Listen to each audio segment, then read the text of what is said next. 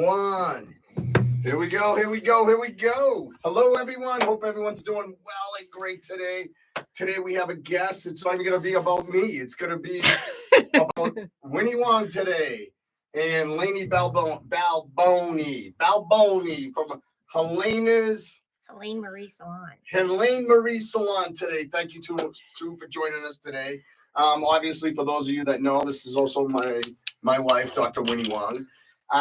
Today, Lainie had basically reached out to me and said to me, I'd like to talk about some personal stuff today. So today, we're going to be discussing about, what is it? Childhood traumas and how they affect us in our adult lives. Awesome. I guess it's something that we're open about for conversation and something that we're looking forward to doing today. So please, we're trying to get some different type of things with this podcast and different opportunities for other people. So please sit back, enjoy it. I'm going to have some questions, and it is about them and not me today. So I'm going to sit in my magic little chair back here. And please, if anyone that's on needs any questions or anything, feel free to answer on YouTube at securitytales.com. I'm sorry, not .com. Forget I said that. Screwed that up. YouTube at Security Tales, Tales, Security Tales. Please hit the follow button and hit the bell or whatever. Yes, Wynne, what would you like to say? What makes your chair magical? Winnie, I was just going to ask the same thing. Yes. Because no one has to see my ugly mud. Felipe, all right, enough. So I'm sitting here, so it's magical for those haters that find me very unattractive. Do you think we could magically get a fan in here? Because between my weave in this small room and menopause. My God, I invite guests to come in, and right away, what do I have to deal with? Somebody already complaining that it's too hot in here. Maybe they're hot, and maybe that's why it's happening. And then maybe we're in menopause. Lainie, by the way, look, non-filtered, you look beautiful. Why are you trying to flex up? I'm not flexing up. Listen, my hair, it's a lot. Like, I'm dying, right? It's hot in here. All right. So listen up.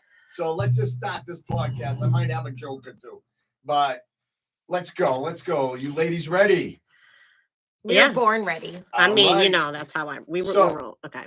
Lainie, since you decided to come up with this subject matter, and I think we've all dealt with it as children and as adults, and you know what? And it formulates the type of person you are later on in life. And sometimes it's hard to let go. And I'll be honest with you, it's kind of a touching story with me. I lost my father. Me and my sister, we were raised separately until the age of 9. So we both suffered different types of trauma of losing our dad and then having our grandparents, one of us raise us and the other one raised us, and our mother basically worked all her life and never showed up for one thing that we ever did. So this mental trauma and physical trauma, and everybody knows back in the early 70s, if you're a 70s baby, you get smacked, belted, whipped, all that shit. And nowadays, everyone complains about it. Don't touch me. I'm going to call the cops. We took our beatings. We all know that. So I hate to be so straightforward with you. Can you each share a childhood experience that you believe shaped who you are today? And by the way, they both successfully own their own business, and that's why they're both here today. To show you no matter what you suffer and whatever situations you are, you never give up on yourself, because the only belief is you need to have strength within your own ability before you move forward. Because if you follow what everybody else says, you'll fail over and over again. Absolutely. So go for it, Lainie. Winnie first.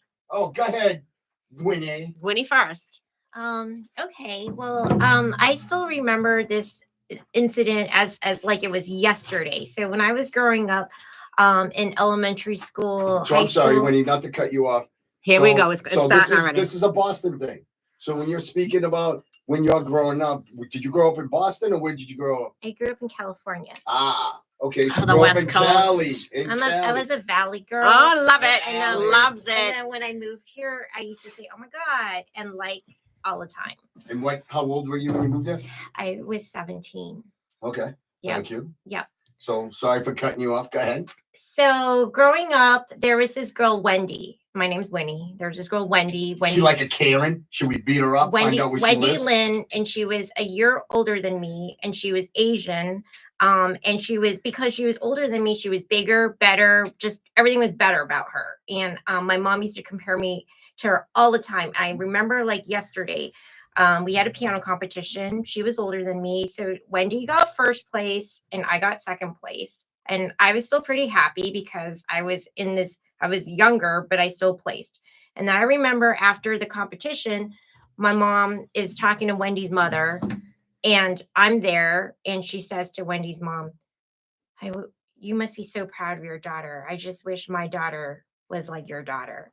And, that really, really hurt because I was like, and so I went to my mom later. I said, I understand that you need to say or I don't know if you need to say these things, but that really hurt me. And that alone, confronting my mother was pretty hard to do because we never spoke back to my parents. And so back then, you just didn't talk to your parents like that. So that was pretty hurtful. And then what she said was, well, you say these things to make other parents feel better about their children.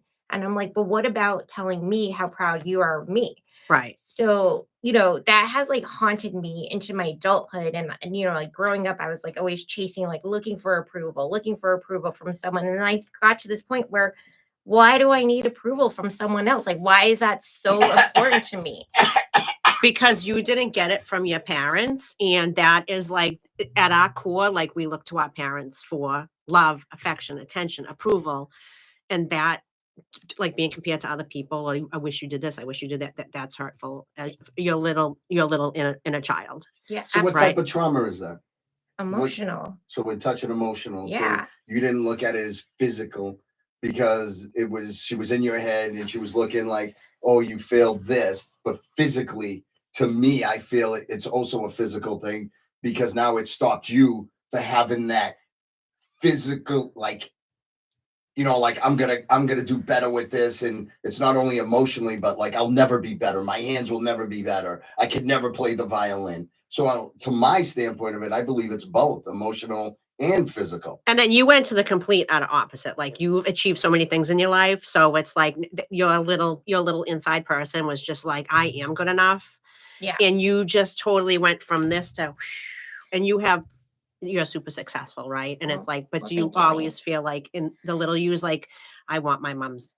So what? That's an interesting question. So the only way I have been able to achieve some sort of peace is it's kind of sad to acknowledge and say, you know what? I'm probably never going to hear that from my mother. I'm always saying, I wish you would say, oh, I'm so proud of you. But I stopped chasing that and be like, you know what? I have to be proud for myself and not to expect that. And that has given me some sort of peace, not completely, but some. Do you feel that there's jealousy between parents, mothers and daughters? I haven't thought about that. Because I don't have children, but I feel if I had children, I would be, probably because I was abused too, so I would be super mindful of how I speak to them. Oh, absolutely. If I had children, I think I would be overly cautious and be maybe go to the other extreme and be every time be oh, I'm so proud you do this. I'm so, make sure that I did those things. Right. So one of my questions is, since you answered first, do you think it's a cultural based thing though? Because you're Asian. So as far as I can see, Asians' culture is always to the extreme of success.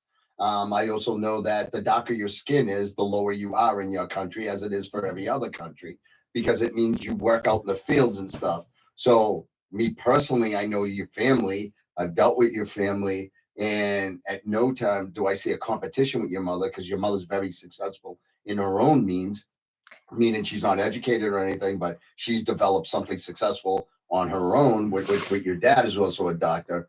But I've also noticed that in you yourself, that you tend to always go back to the stories in the past. So do you keep saying I've moved forward, but have you really moved forward?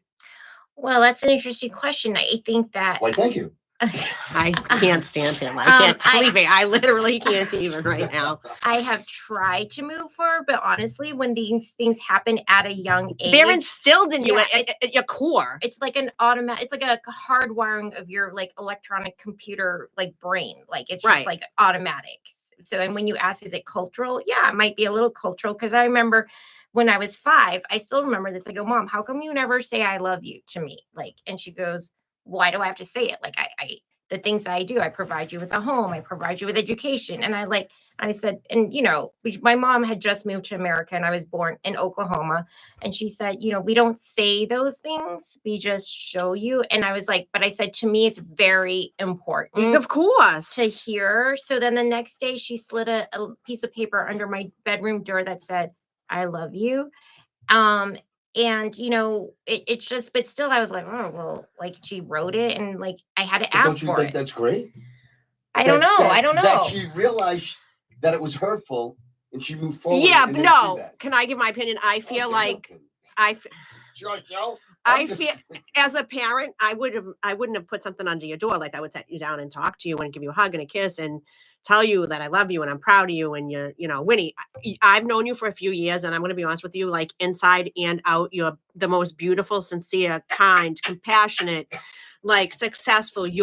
Your energy, your core, you're just a humble, kind human being. Yeah, you're welcome. And so, no free bows. Right. So it's like, I don't even know. I hate you. So I don't even know how you married him because he's torturous. But it does. And it does affect you. Yeah. So listen, I know that Winnie over here just basically explained it.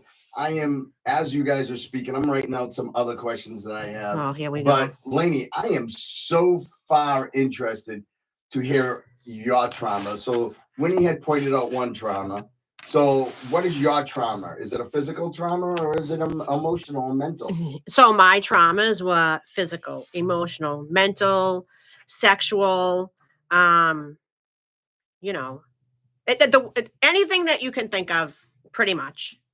It's the whole thing. So I've seen like you've thrown, 4 or 5 different things. Obviously, I hate to hear that because I think us being 70 babies, we're different meaning that we're used to, like, I remember our mother used to beat us and hit us, but it was more or less like back then, it wasn't just being yelled at, it wasn't being screamed at because it was straight to the Dr. Scholl's and the wooden right. shoes and stuff like that. But you had said 5 different things. Can I just interject very quickly? Yes. I do think that it is very different for men and women. Okay. Yeah. We'll I mean, base, yeah. I want to, because I don't want to just escape from what, Lainie had just said, because it was kind of, she hit it with 5 different angles. And one of the things that stands out, because personally, when I worked the prison system, one of the biggest things that I found more disgusting than anything is a pedophile and a rapist. And if I tell you I'm going to make their shit be the hottest bid ever, I'm doing it. I don't care who you are, who hears me. You're all scumbags. Well, how dare you take advantage of a person and someone that's young? But please, Lainie, go ahead, because I found it interesting. You said 5 things. I think this is important too. I think that the generations before us handled things completely differently. And I think maybe a lot of these things happened in a lot of households, but people didn't talk about it. Everything was swept under the rug. And when I was old enough to really understand, the severity of what happened, I took my accuser to court. I think I was like 22, and he was much, much, much, much, like by 25 years older than me. So when I took him to court, it was like at that time there was a statute of limitations. So, he was just in court like, oh, I'm born again Christian. I'm sorry. I mean, he's since passed away, but it's like, I get that you found God or whatever, but it's like as a child, and it started at such a young age. It was like 6 years old, and I have a niece and a nephew. So when those things are like your very first core memories at such a young, tender age, and my parents were divorced, right? So my dad wasn't around. I didn't have, a man in my life to protect me, or like my mom wasn't aware of it. So at the time, so I feel like that trajectory changed my whole life, because I would always chase after men who would, Be a father figure? not a father figure, but I wasn't protected, right? So I would go after the craziest guys who could fight, and just so I would go towards that so they would protect me, if that makes sense. So I think that had a lot of, to do with my childhood, but it's affected a lot of who I am today. I went to therapy, but it's not just therapy. You can't just do therapy. You need to do the work. And I didn't do the work for a long time. I think I started my work about 2 years ago with my shaman. Abigail. Hi, Abigail. I don't know if you're watching, but I love you. And I'm really appreciative of you helping me, get to the core of everything, because I feel like once you start your journey, it's, the shadow work is a lot, and it's What shadow work? just digging deep into your shit. Your like I took just a lot of time. I got rid of everybody pretty much in my life and just sat alone by myself because, I don't know if I was depressed, but I wasn't happy. Like, I had a gorgeous husband, I had a beautiful house, I had this, that, and it's like something inside of me was just like, I felt like I was fighting like the good and the evil. I was at a place where it was like, they have the saying, like, you have two things, the wolf and the whatever. Felipe, do you know what that saying is? Like, there are two things. It's a wolf, the good wolf and the bad wolf. And it's like the wolf you're going to be is like the wolf that you feed. And I just kept feeding the bad wolf because that's all I knew my whole life was trauma, turmoil, mental, sexual, I did not grow up in a healthy environment. So, Lainie, I give you a lot of credit. I love you. I No, give you a lot of I credit have to too. say, Listen, no sucking up until the questions are no, done. no, no, no. Felipe. Can I just tell? I'm Can we breaking have up can the we have emotion. can we have girl time? Listen, I can walk out in 2 seconds. No problem. I give her a lot of credit because she's actually addressing these issues, whereas I feel like I kind of just pushed it away. Like, I think the right way, if I'm going to do the work, and I certainly I don't think I have had as much trauma as I'm experiencing. I didn't experience as much as you, but the right way. Trauma is trauma. Well, the right ways, I should go have a conversation with my mother and be like, this is how Correct. you make me feel. Correct. This is how you made me feel. Correct. And it continues to bother me. But instead, I've just been like, you know what? I have accepted that I'm not going to hear this from my mother. So I haven't put the work in like you have. And that takes a lot of energy. But I feel like this is the thing too. Like, she's going to want to have to take accountability, and that generation doesn't want to take accountability, right? It's like we're the generation that's we're curing the transgenerational traumas before us, and like we're the ones that are like stopping the cycle of whatever. And it's like, until you have a conversation with her, and that's what you want. Like, you love your mom, right? But maybe they're not huggy kissy, and I get that, but you're a woman, like, you're a lady, like, you're a little girl inside, you know what I mean? Like, as women, like, I might come across as rough and gruff on the outside, but I'm tender on the inside. Like, I want forehead kisses, I want to be pampered, I want to be babied. I don't care. Like, people like, oh, she's crazy, she's rough and she's tough, and you don't. If you think that, that's fine. You don't know me. The people who know me know me, and they know who I am at my core. Okay, all right. That went off. Some interesting conversation. Okay, Felipe. But this one's for both of you. I do have my comments, and my comments are this.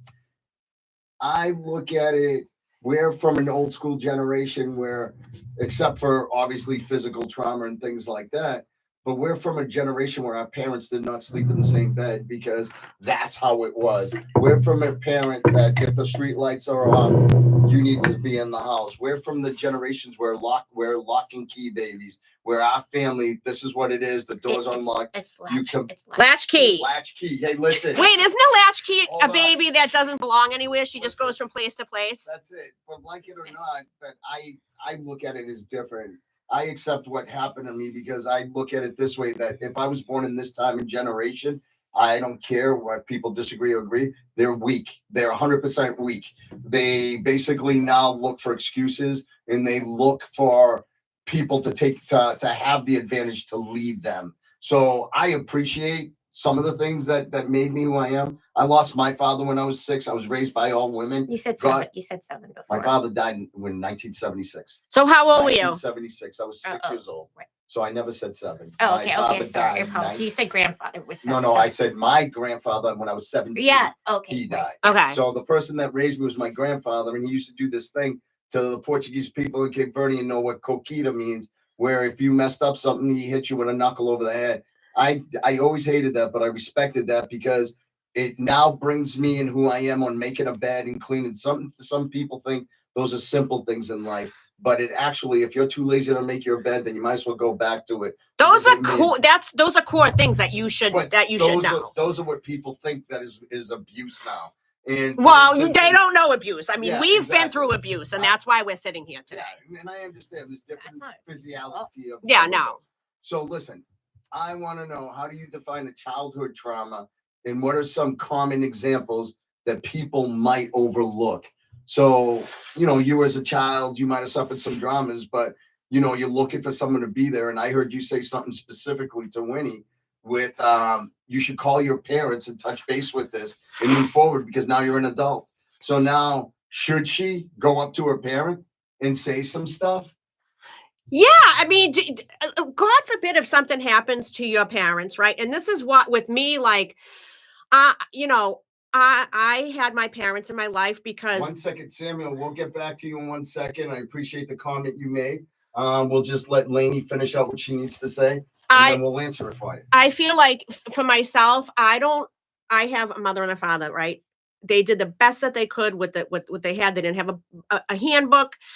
They brought me into this world, right? And they had their own traumas. My thing is, God forbid if anything happened to either one, like my father's passed away, and God forbid if anything happened to either one of them, I don't want to have on my chest that like the last time I spoke to my mom, we got in a fight or I had something bad. So when my mom, like, sometimes she'll give a little, something snarky, and I really just try to turn it around because I don't want anything to happen and then I feel bad about it. And it's like, I feel like your parents are here and it's bothering you. And you should be like, you know what, Mom, let's go to dinner. Let's sit down and let's talk about it. And you should tell her what bothers you because you're entitled to that. Those are your feelings and your feelings are valid. Does that make sense? It totally does. But I've made peace. Yeah, but why would you make peace? She's here. And I think you should at least let her know and she'll either take accountability or she won't take accountability. But wouldn't you want to know? I mean, yes, of course, she loves you. But maybe her mother didn't hug her and kiss her and tell her that she loved her. So she's not going to do that with you. So that's why we're the generation. We have to break the transgenerational traumas. It's so much work. It is, but it isn't. If you just go up to her and be like, oh my God, I love you, and just give her a hug and a kiss, and then she might be like, what the hell just happened? But then you will feel better, I think. So listen, ladies, it's interesting right now. Samuel Lucent, thank you so much for joining us, Samuel. Hi, Samuel. Hi, Samuel. So thank you for sharing this, and I do have a sympathetic heart for you. So thank you for sharing this, and I'd like to read it to the ladies because I see Lainie's over here struggling with squinting her eyes. Because listen, whatever. I'm 53 years old. I'm sorry. We're all in our 50s here. So listen, Samuel writes, I disagree as a millennial. 91 had to deal with a single mom born in 74. We took out my frustrations on me because I reminded her of my father. Yeah, Samuel, I get it. I'm with you. I get it, Samuel. I'm not disagreeing, and I totally understand. And you lost her when you were 7 to HIV, and that saddens me because then you didn't have a time with your mother as you've gotten older. So that saddens me odd, seriously. Get me a little choked up there. Excuse me. My father was already out of the picture. By then, I'm just now breaking the generation curse at 33, which Lainie keeps Congratulations, because it's not, it's not for the weak of heart. It's a lot. It's a lot. And thank you, Samuel, for saying it's a good conversation that needs to be had more. This disconnect between generations, which I would like to say, I'm going to be honest with you, I would have never thought about having this. It was Lainie's idea. And then we brought my wife in it because, there is a generation gap in what goes on. And I'm a little more different than others. So I accept some things that occurred and happened to me because I figured my mother needed to get out her frustration. And if it had to be me, I got big shoulders. So it is what it is. But I appreciate you watching this, Samuel. And she also beat me senseless at times. What confused me would show me love and it messed me up. What crushed me in 2 years prior, she randomly collapsed in a bathtub and had to pull her out. I don't even know. So this is the thing. Samuel, sorry about right. that, so I feel like Samuel those are mixed. Right. And he's the parentified child, which means I don't really know a lot about a lot of things, but it sounds like he was getting mixed signals too, which is really confusing when you're a child. Right. I feel, that's a lot to go through. Yeah. And, I feel like it's just super important to talk about these things. And like I said, not just only in therapy, but like with people who can relate, because so many of us have traumas and a lot of people just sweep that shit under the rug. And I'm not going to lie. Like I would, I didn't deal with my traumas for a long time. I really just started probably, I would say after Michael passed away, like I literally met with my shaman probably like a week later. And I was like, I have to do something because I was just miserable.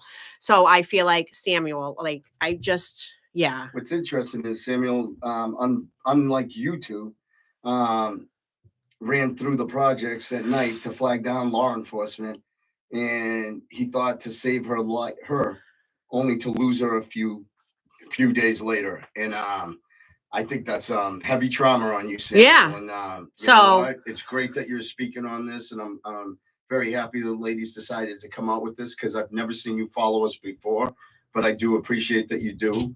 And you write, I don't have kids and not married like all of my I don't have kids. friends. The same thing. That's why I don't have Dad children. Dad came back when I was 25, only to disappear again a month later. I haven't heard from him since. Was in foster care from 7 until graduated college. I have a question for Samuel. Absolutely. Do you have guilt over that you got help for your mom and she survived for a few days and then passed? I mean, that's pretty heavy stuff. Like you. That's an tried to interesting help. question. So Samuel, Dr. Huang is basically asking you, or Wynne Huang, I should say, my apologies. Do you feel guilty for not having your mother survive, or possibly, like, how do you feel that you've lost your mother 3 days later? Are you guilty about something or someone? And you're a friend of Lainie's and want to show support. Had to use a burner. Samuel. So a code word is a burner means not a real phone, Samuel. Which is fine, but can I say something, Samuel? I mean, I hope that you reach out to me later on so I know who it is. But this is the thing. I don't know if you're a man or woman. He doesn't want to tell you who it is. I'm gonna, but that's fine. That's fine because this is some heavy shit, especially for a man, right? See, I don't even know if he's a God man I though. went Hold on. private and went adult Did he say because he it was a child. man? Samuel, It doesn't matter. doesn't matter.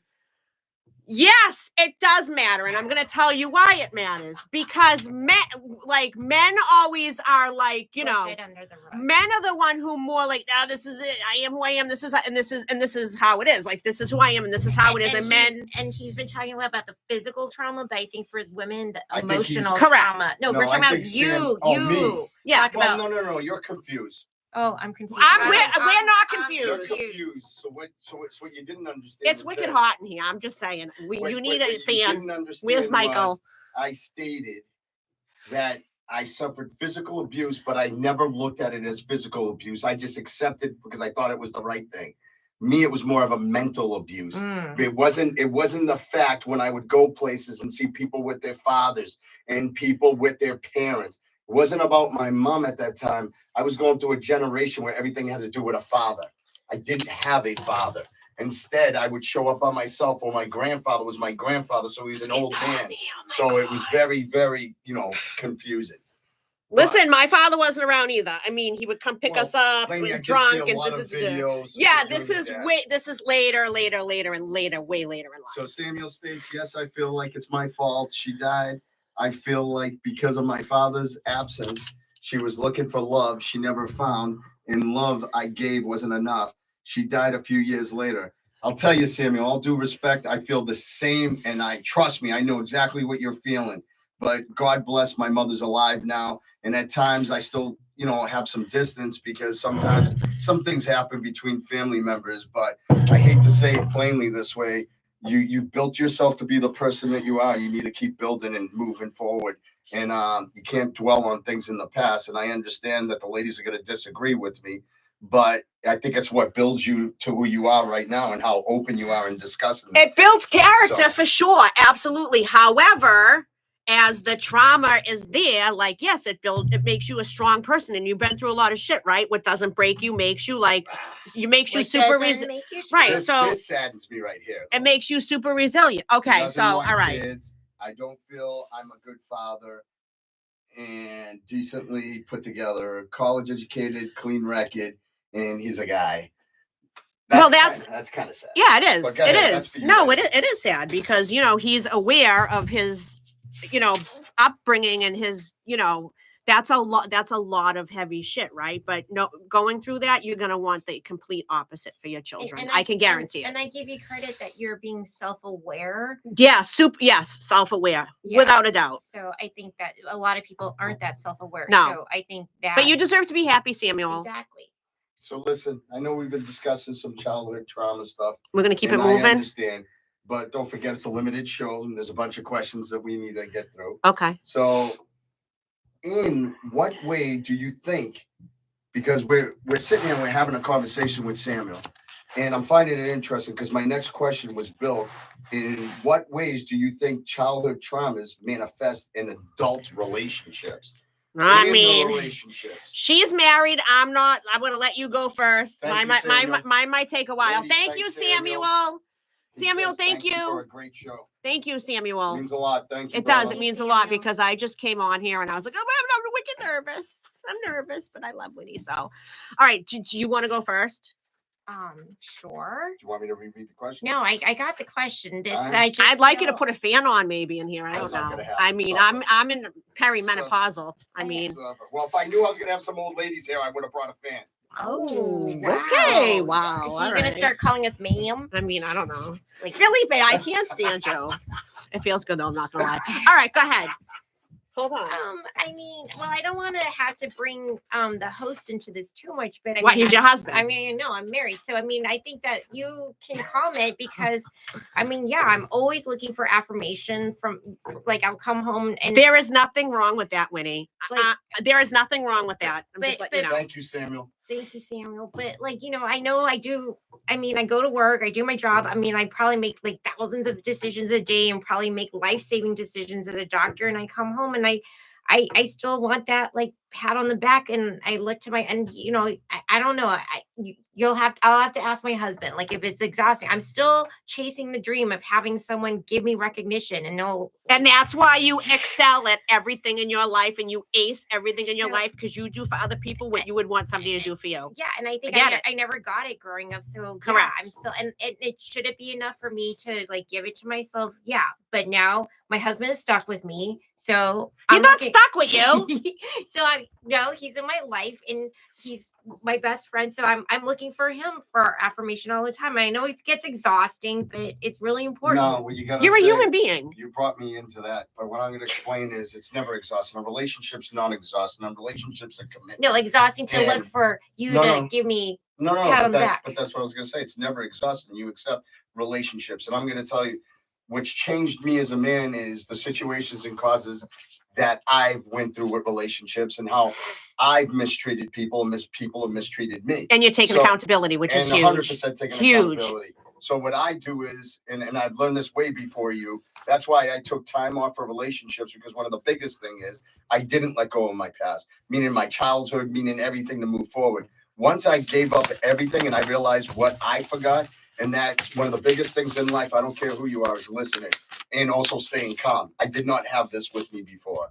So now, as I stated to you, you found me at the right time. Yeah, I mean, Meaning, like the change in me and the people that I've accepted that have left my life, I've 10 times had greater gains without these people being around me. Because you know what? They're still dealing with their shit. issues and problems. And they from the always past. will. They won't And they take won't let go of accountability. it. And the way they deal with it is through drugs, through alcohol, through anything else. Even Promiscuity. Yeah, I was gonna say sex. I didn't know the big word. It's too big for me to That's say. okay. I know I it was because gonna I say went a through it. big word. We'll touch on that That's next. Let's touch on that Five next. syllables. But it's It's a lot though. So I think if because you asked, I always have time for you, even time that you don't think, because I sit there quiet. It's not that I sit quiet.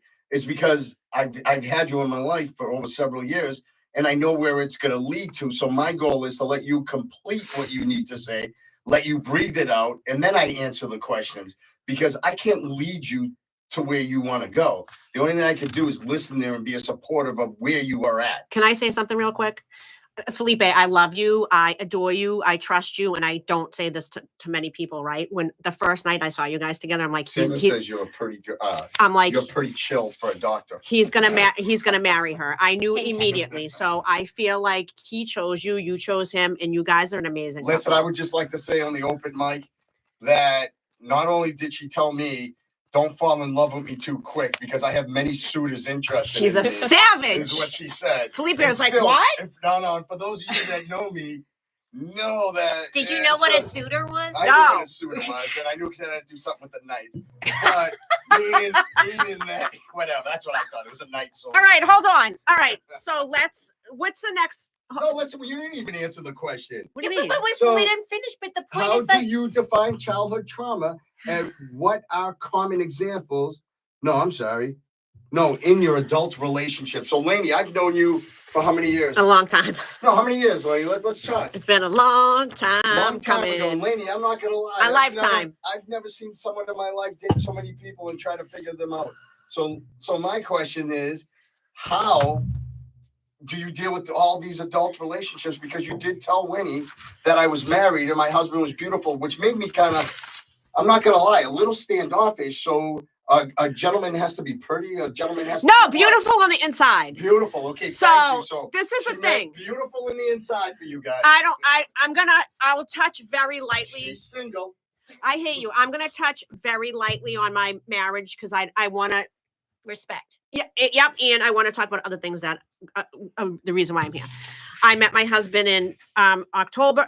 No, hold on. I met my husband in like a week after Thanksgiving, like 20 years ago, and we were married 4 months later. Right? My husband was handsome.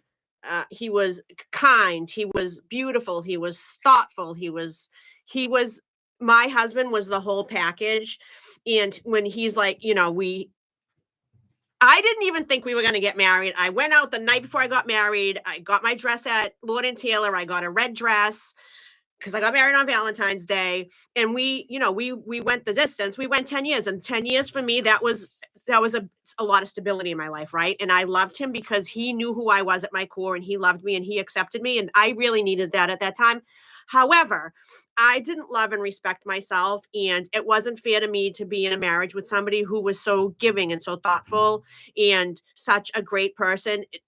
I was very verbally abusive to him, and I was emotionally abusive to him, and I have to carry that the rest of my life because my ex-husband was a great human being. And if he's out there, I'm super sorry. And, thank you for dealing with me for 10 years. Thank you for loving me when I didn't love myself. All right, let's keep it moving with the promiscuity. But Lainie, why didn't you feel like you deserved him? Because I didn't feel like I deserved anything until I started doing my trauma work. How old were you, Lainie?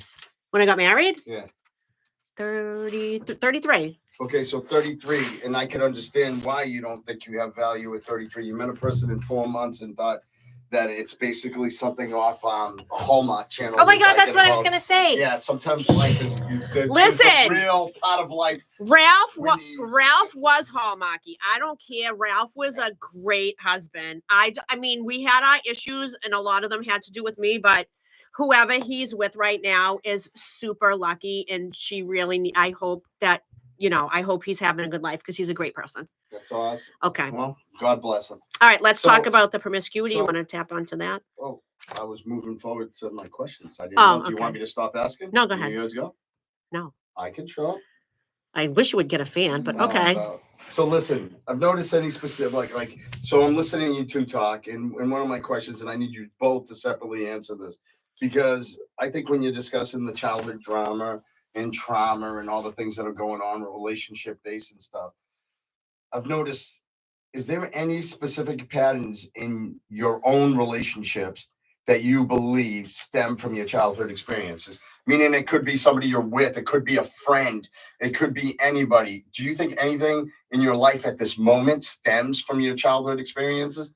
Like, I know dealing with Winnie, she can tell you, it's like I have to deal with stuff where I hear stuff in her past. So I'm like her let go for things that have occurred, and if you want to discuss that. You're her safe space. He's your safe space. Yeah, he's like my Felipe, he's like my therapist. Yeah, you guys. I'm Lainie's too, in case you didn't know. I can't stand him. He is. I love him. But go ahead. No, he knows more than I don't even know. He could speak on it more. So if you want to go, no, ahead. It's about you because it isn't my trauma. It's your trauma specifically that have affected your present relationships and your past relationships. Right. So I'll just delve into mine. So when I was younger, I didn't have so not in a sick, disgusting way, but they always say a woman's first love is her dad, right? The father's supposed to teach her, this is how a man should treat you. And this is he's supposed to, her dad's supposed to be her safe space, right? My dad had so many issues, but I loved him. He was such a colorful guy, but it wasn't a safe space with him, right? He had a lot of his shit. So then I got molested or whatever. And then moving through my life, I would always go after these guys because I wanted acceptance. And I'd be like, oh yeah, I'll sleep with you if you like me. Oh yeah, I'll sleep with you. Just please. Like I was searching for validation and love because I wasn't validated correctly or loved correctly by my parents. They loved me and validated me the best way that they knew how, but it wasn't what I needed. Right. So, I was super promiscuous when I was younger. And then this is the first time in my life, I'm 53. I haven't had sex in over a year, like a year and a few months. And it's like, oh man. What is that for? I mean, I'll have a little shot. So this is the longest that I've, oh my God. What is that This for? is, I'll just have a little shot. This is the longest in my entire life that I have not had sex because I'm taking the time to love and nurture and respect myself. And I feel like I'm in such a good place mentally, emotionally, spiritually, that now when I meet my person, I'm not dealing with any bullshit. Like my last boyfriend, not the one who passed away because that was pretty magical. The one before that was so emotionally disruptive and just abusive emotionally, physically, mentally, spiritually. He literally almost broke me. And I'm glad that I had that relationship with him because it really taught me what I didn't deserve in my life. And it's like he just reached out the other day and I was like, we've been broken up for like 4 years. Like, thank you for what you taught me moving along. Everybody that comes into my life is a lesson or a blessing. And So, Lainie, I hate to do this to you. okay. I really do. So I'm gonna punch his lights out. to take a little sip there. So what I want to ask you is this, Lainie. I've listened to many It's like stories rocket from you. fire. Even before I was even in a relationship with Winnie, me and you were close friends. We always talked. We always hung out. We always had good times. One thing that I could say from you, and that's why I want to discuss this, is your adult. What I've noticed from you, and I got mad love and respect for you, is you always seem to attach yourself to a broken record. Right. To Because a broken person. because So I do want to you heal feel- them. I was about Yeah. to ask it. Do Yes. you feel because you weren't healed Yes. that you need to heal everyone No, else not in order that- for you to Not move that I forward? wasn't healed, but I feel like when I meet people, I want to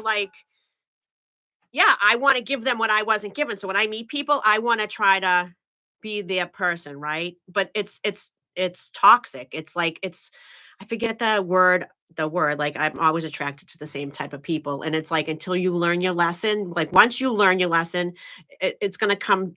The same person is gonna come in different forms. You're codependent. You have codependent Maybe, relationships. yes, right? But one of my questions is this: do you feel This is horrible. when you're trying to be stable in your own, Yep. right? Yes. Then now you're dealing with someone that you're trying to help bring up.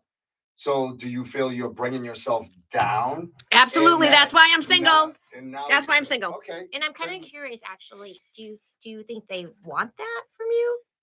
No, they're looking for that mother support. Yeah, So they if I'm have a broken mother record, wound. So they do want They that. have a mother they wound. look, because it doesn't matter how many times you fail, mom's gonna pick you up. Correct. And give They have you a mother everything. wound. Not only Without a doubt. sexually, not only mentally, but everything. So here's my question to you, Winnie. Oh shit. So obviously we're married and stuff. Obviously. How do you feel your past relationships, because you've had your past relationships, have defined you from all your traumas, and what's your hardships from all your past relationships to the relationship you are now? Winnie's a savage. I'm gonna be honest. I don't know. Maybe you could tell me more. I think I need some guidance. I think it's more. Know. I think it's so really what made you pick me? That's because obviously I am nobody like you've gone out with, or no one that does the work that you do. So what made you go out on this side of a little kookiness and a little unstable? You found me. But you didn't have to accept it. So that's Listen, God. So you're deflecting. So my question is for you. This is not my podcast. I'm not about to talk about my relationship because I accept things that occurred and happened to me. I'm talking about yours. So now you're in adulthood and you've gone through all these relationships. Trust me, I've heard stories. I've heard stories about one relationship that you followed all the way to Texas. And then no, it's Tennessee. Tennessee. You went down there chasing him. Then another person that you were going out that you chased also. And then also this other person that was a LARPer that dressed in all these outfits. A LARPer, live action role playing. Yes, and you were upset. Then I've heard the relationship where you met a guy online dating and he went to meet you with the dog to throw the frisbee and he didn't know how to throw a frisbee. And he thought my dog was blind. And you thought your dog was blind. And then, your past relationship to a law enforcement that you were engaged to for multiple years. Then even before him, you married someone that was a pharmaceutical guy that used to deliver packages to your establishment.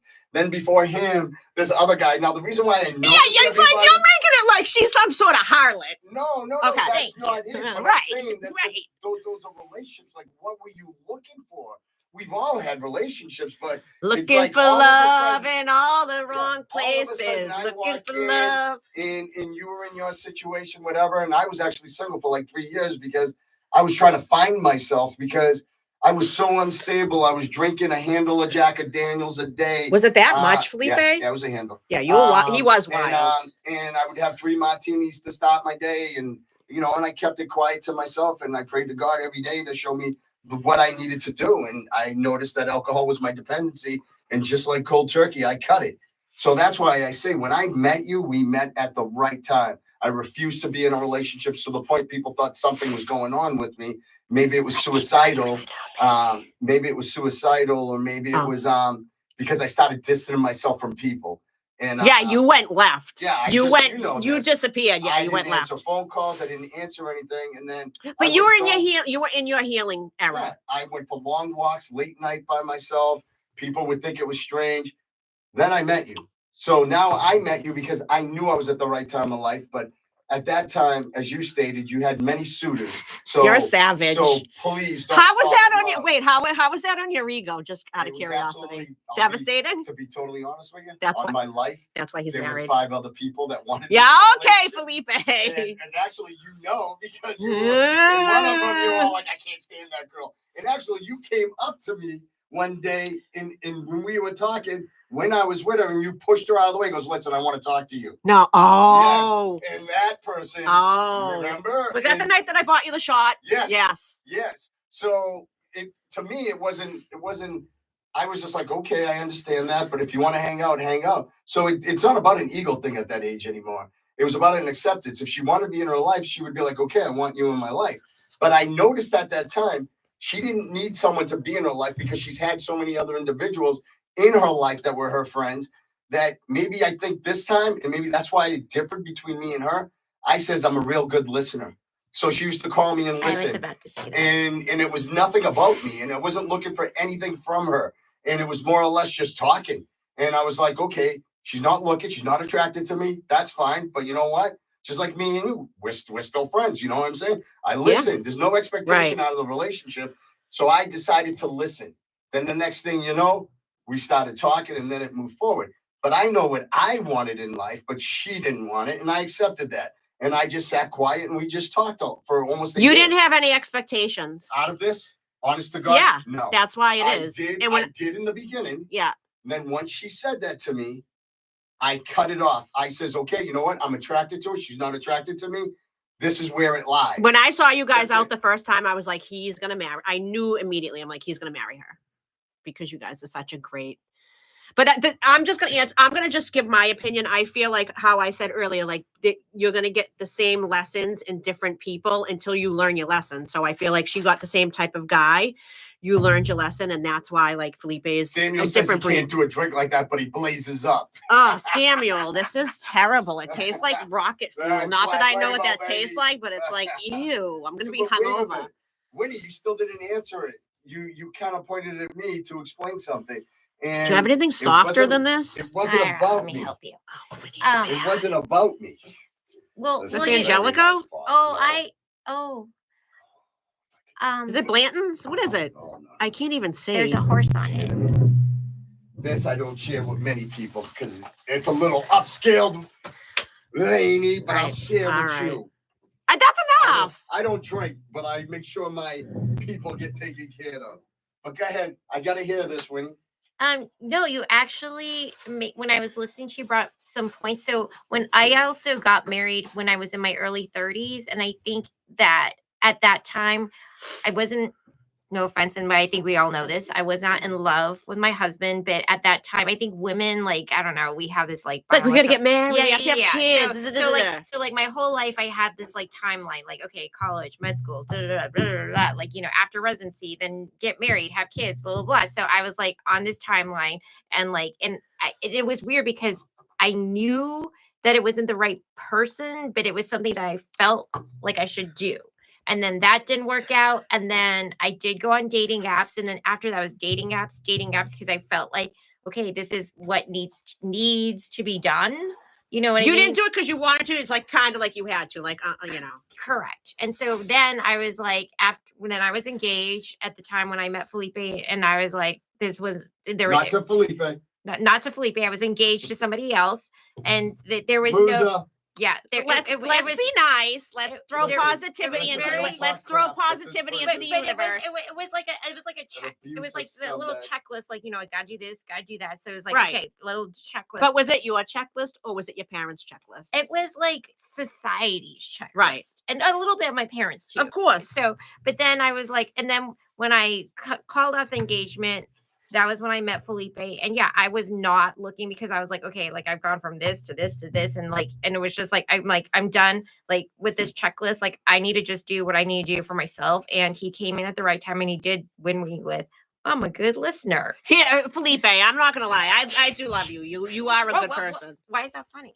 Why is he laughing? Because guys usually don't listen. No, but he is a good I listener. still listen. Yeah. I still sit here and listen. So, and I didn't have any expectations, and I was like, well, okay, well, this is cool. He seems nice, but I was not. You're like, he looking, seems nice, but whatever. yeah, but I was not looking for a relationship. And look at you now. So, Boot up. One thing I would like to say is this: because of relationships, and I think me being a guy here, and other guys would probably argue with me. I think in order to keep a relationship work, is you both have to have the equal commitment, and I also believe that an equal commitment means you can't change the person that you fell in love with, because then now if you start to break down to be someone else that person expects you to be, then it's a different type of love. It's more of a controlling love. So I feel that now I haven't changed in all these years. I'm just still dumb shit in plain English. There's nothing. I run unfiltered life. Either I hate you or I like you, and I won't shake your hand and I won't say anything, nor will I talk shit behind your back, but I'll make sure you know it in front, then talk shit in plain English. Right, you'll But just say it to their face, not behind their but back. it's like, I think it's very hard when you're in a relationship, especially if both of you have traumas and things to deal with, that now you're changing who you are to help bring somebody up that's broken, that couldn't have their own stability. And as I said, my dependency was alcohol. And I looked at alcohol for support, and I looked up at the sky, and I basically asked God for forgiveness. And that day I literally, and it hurt, dumped 2 halves of my Jack Daniels. I mean, if on it the tasted anything like this shit, I mean, Love it's it. okay. It's my throat's on fire. So listen, I appreciate both of your honesty, but how do you communicate this into a relationship? Because you can't just walk into a relationship and then all of a sudden 3 years hit somebody in the face and go, I'm sorry, I'm acting this way because of childhood drama. Do you feel that you should let somebody know while the relationship's building instead of hiding behind it? Dude, if it takes the dude 3 years, then they're No, some people can sit quiet. Yeah. Like, What? are you kidding me? So you knew half of my story, you know, and I'm not trying to change the script. I remember when I met Winnie, the first thing she said to me was, I think this is when she made her decision to date me. She said, to make you her suitor. yeah, so one Her of her suitor. suitors, or One of her suitors, suitors. she stated to me, I Googled you. What the hell? Wow, is you this know about? with the Google And now. I You said know with the it. Google. Yeah. yeah, and well, I you said- were so- different. So You my- know, my question I'm is, gonna be Googling everybody. Thank Yeah. you, so because I had Felipe do run a little yeah, another Recognizance. bullshit person. listen, I'm not fucking around. Recon, thank Yeah. you. But yeah, Anybody you guys on the need it. list? Yep, I'm a private investigator in case you want to get in a relationship. Oh, you you're want your interested person- in me, Felipe? Check this person out. Thank you. All right, but go ahead. But my question is, and I found that interesting, the face you made when it took you 3 years. There's a lot of stuff that comes out later on in a relationship that no one says in the beginning. I put all my shit right out on Yeah, the me table. too.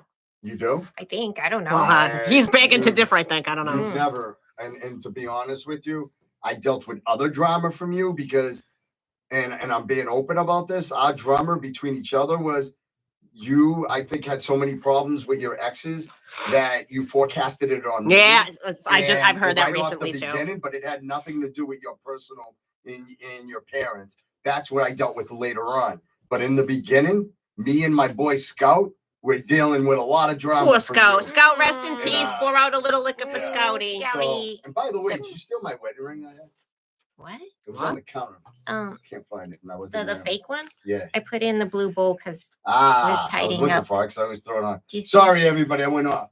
So, but how do you in a relationship? And obviously, Lainie, you tend to go after broken record people. And no offense, everybody needs a support. but Well, what I've been makes you single feel- for a long time now, deliberately, because I don't want that. So I remember me and you had a conversation, Lainie, and I said for years, and you kept saying I can't find the right person. What did I say to you, Lainie? I can't remember. I said move the hell out of the state. Oh, Felipe, you I did. said move out of the state. One of So- the biggest things I show Winnie, Yeah. look at her. She's over here in Connecticut. Look at her. She's doing this. Felipe, I am so happy because when I see Honestly- you, there's a different look there than there is here. right. And if you watch the episode with me and Orlando, Yeah. I loved what Orlando said. And when he moved to Vegas, and I'm going to keep beating that into the ground, he said in Vegas, he was a waiter making 100,000. And every other waiter there went up to him and says, listen, we roll different here. We rise each other. So he was like, we own properties. You need to own properties. No one competed. He Right. goes, I moved back here. Everyone's giving me Right. the Heisman. Everyone's Well, doing this is a thing too. I feel like growing up here and living here, leaving here and being here bi-weekly, living in Massachusetts has definitely crippled me mentally, emotionally, spiritually, and physically and semi-sexually. So I feel like stepping away from everything that I knew to have something different, not to run away and like go pretend I'm somebody else, but to go somewhere else and flourish into who I am as a person. Being here, I wasn't able to flourish as who I am at my core. Absolutely. You know what I mean? And I think sometimes just like the Phoenix, which That's I'm going it. to use Dr. Huang has for her medical. It's about rising. It's From about the ashes. It's about, beginning your life all over again, but not forgetting who you are, but starting this whole new life. Like for instance, with you, I can't even drink moved- this. You moved. This is lighter. Felipe, okay, it goes from jet fuel to friggin' to boat fuel. Just go. I don't know put it back in the bottle. Is it No, that put it expensive? in the bottle. Oh, I don't even know if I want it watered down. That's terrible. It's not watered down. This is what My Botox looks amazing. Thank you, Winnie. All right. So wait a minute. On my lips too. Are Okay, we go ahead. doing now we're No, on we Botox? let's keep it up So- because there's a couple more questions, Hold on. right? There's absolute questions. So I understand this that lemonade? we're talking about a role and support system, right? So everybody needs a role and support system. No, some people don't So, have that though. well, that's what I was going to ask Okay. you. Do you guys have a role and support systems? Bentley is my support system. And who's Bentley? So for Bentley, those who follow, Bentley Pendleton Balboni. Bentley is my dog that I've had he just turned 15. He like Happy birthday, Bentley. yeah. Bentley has came to me 15 years ago. He's been through my dad's death, my divorce, Michael's death. He's been there with me through some really heavy shit, and he's like my little soul dog. And just working, being with my dog, being around people that their energy is really cool. That's really all I need in my life. you, Winnie? What'd you say? I And you? And I said, and you? Oh, Answer and the me? question. Oh, I had Scout too. And Scout. He was 15. Pour out a too. little liquor for Scout. Mm, Scout, cheers, Scouty. But I'd say I have just a few close girlfriends, a few, and my husband is my best friend. Right. Okay, so here's my whole thing. So what would you say to the people that are watching now and the people that are later going to watch? Because we always get hit with questions. What do you think they should take away from this? Wait, is the podcast over? It's not over if you want to keep talking about it. I mean, it's been an Yeah. hour. I still got some shit to unpack. Go ahead. Go ahead. Is the questions done? Do we I got have any crap load, but now viewers? you have, huh? We only have 3 viewers. Nah, you have more people in and out. It doesn't matter about the views. Yeah, I don't care. I'm having fun, Yeah, so I don't listen, give a shit about the like I viewers. told you, it I doesn't have matter some about the people views. live on what- the social media. It's what shows up afterwards. Like Can I see you and wave to them? Yeah. Hi. Okay, yes. What would All you right, go like to ahead. say? So one thing that I just noticed though, right, is about relationship and drama. You just did something that you brought up in the beginning of the thing. You're looking for support. You're looking for someone to say, "Oh, I'm watching and this and that." So I just saw you look up the screen, and instead of having a happy face, which I love all the people that support and everybody that watches it afterwards, and I'm so welcome that we have 3 people watching at this time, and I'm sure there'll be many others. And I appreciate Thank you, 3 that. people. But Oh no, it's 2. but That's see? okay. See, you It's just did it. okay. So emotionally, you get affected by things like that. I can let you know I've had 0 people watch, and then 162 have gone on afterwards, and I do appreciate every one of you. I'm gonna be honest with you. I'm happy being here and being able to talk to you guys about this in an open forum and in a healthy, safe space. Because this is a safe space. It's about being honest, and it's about what people can later on look up to see. It's not about who's seeing it now. It's about who's seeing it. I'd like to see a fan in here at some point. Listen, you don't have to see crap. You mean in like a here. fan, like Listen. not a fan. But so, Lainie, you had said something about Uh-oh. that you still want to talk. Did it shut off? I think it's frozen Listen, my podcast never because it freezes. was an hour. So Go Oh, it ahead. shuts off after an hour. Okay. What, are you done? You too busy on your podcast? no, This she wants to make sure. I was Yeah, doing but it live, but I'll shut it This off. one live is still going on, so go ahead. So what's the other things you wanted to talk about, Lainie? Let's shut this off now. Let's discard it. Are all the questions over? Like, There's many questions. well, this is what I'm But- saying. Oh, but you said you had other things you wanted to talk about. I didn't say I wanted to other Oh, things, listen. meaning Anybody got any support? She said she had to talk about something else. So listen, what advice would you give someone who is struggling to understand how their childhood experiences affects the current relationships? I'm gonna be honest with you. No, I want you to lie. I know when I say that, people are like, well, it means that you're gonna lie. So I Your phone. yeah, it's you. I'm like, yeah, it's you. So my thing is, I know that I do bring it into my relationships because I have dealt with so much. I'm super honest when I'm in relationships. Like, I'm just gonna like, this is me and this is who it is. Blah, blah, blah, blah. I feel like when I'm in relationships, people aren't honest and forthcoming, and I'm as raw and unfiltered as it gets. And I feel like I want that and respect the same in respect. And I feel like people tell me what they want me to hear. They don't tell me the truth. So I feel like, that's been an issue. So I'd rather just be by myself than be with somebody who's just going to come up with, bullshit. You know what I mean? And there's a lot of tomfoolery out here in these streets. Okay, Wynne Huang? Can you repeat the question? What advice would you give to someone who is struggling to understand how their childhood experiences affect their current relationships? I would say, well, something that I have to work on is to keep more of an open mind and understand that the person that you're with is not responsible for what you experienced. In the past.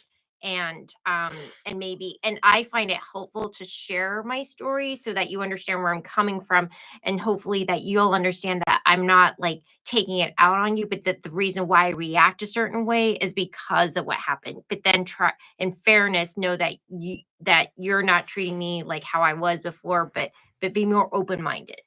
Correct. Okay. Why you? Yeah, why? No, I'm just taking it. This is tricky because you are the host and yet you are the subject. Right. He's the host and the subject. It's like I feel like what's gonna happen when I go home? He's gonna beat your ass. Not only kidding. So, and she will tell you I don't even. I know. Argue. I sit quiet and I go, really? What's my line to you? That's not me. Yep.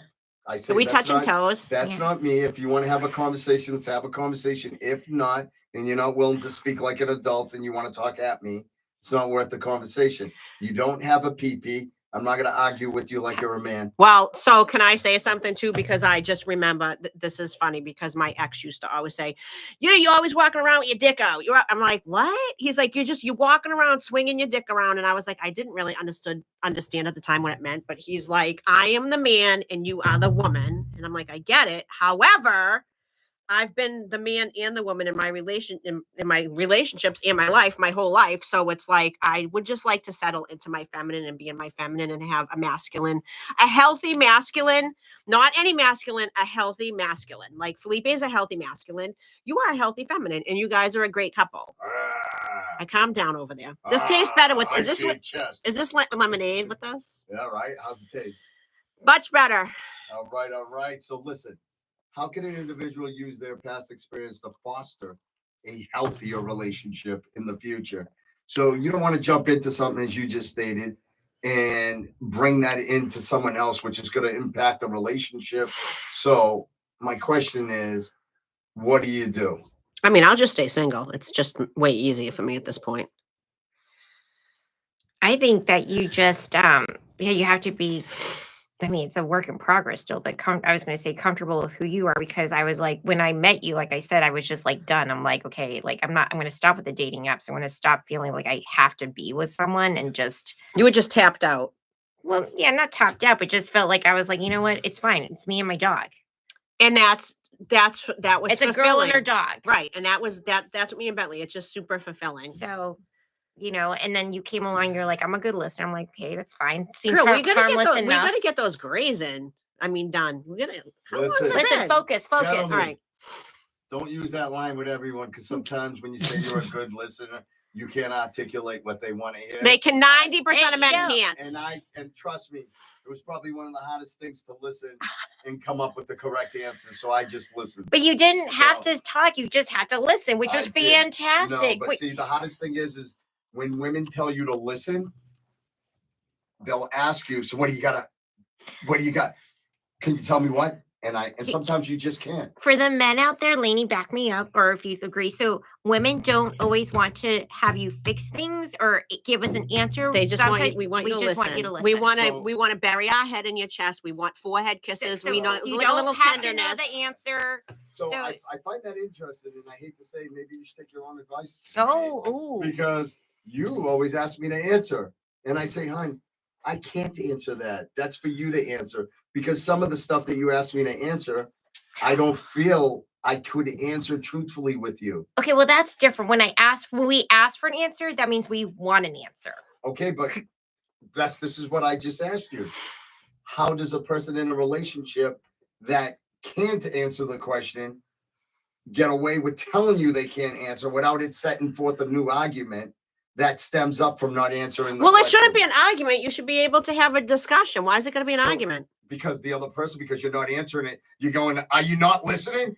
I just asked you this. Are you not listening? I am listening, but I can't answer that. Why can't you answer I can't answer it because I'm thinking about the rim on the Porsche. Yeah, exactly. Let's just say someone likes to wreck rims and flatten tires and close garage doors. Holy shit, is that and close garage doors on the back of a bumper. I mean, it happens, Winnie. It happens. I mean, there's potholes. It happens. It happens. All right, let's move on, because I don't want to keep bragging. How can an individual use their past experience to foster? I think that did you just use that? I just said I'm going to stay single. I'm saying single. We don't know the answer. I'm going to stay single. You're staying single. I'm going to stay single until my person can listen. I hear my.